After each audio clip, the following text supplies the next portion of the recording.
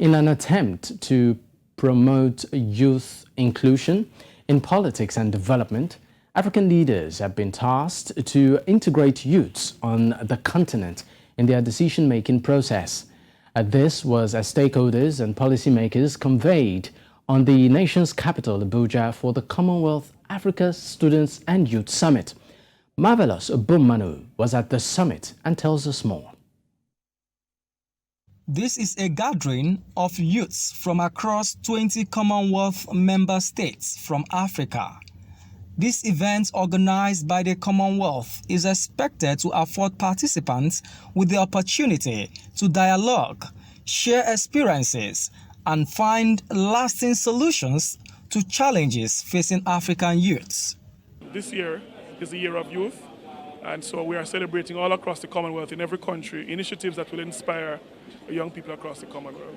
We hope that the event today will be a good one, and by the end of the week, when we come to an end, that the aspirations of the young people in terms of leadership for the digital age will be realized in the Commonwealth. Nigeria's president-elect, who was represented by the national youth leader of the nation's ruling party, says Africa must live up to the expectations of its youth and invest in their future.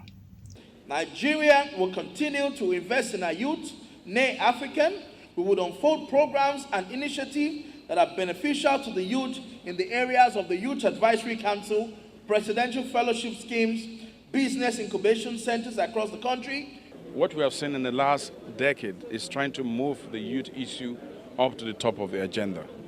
When an entire year is devoted to the youth, it means the radar and the focus of every government will be on youth issues.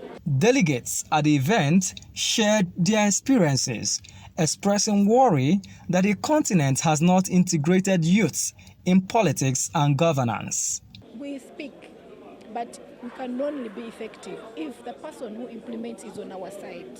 So if the person who implements is not pro-young person or pro-young people, everything is going to be left, and we are going to meet again somewhere else, and we are going to do the same speeches. So I think we want to implore the young people to interest themselves in the technical world where things are supposed to be done, because you also know policy cycle, how the policies are done and how they reach on them. To the young people, power is not given, power is taken.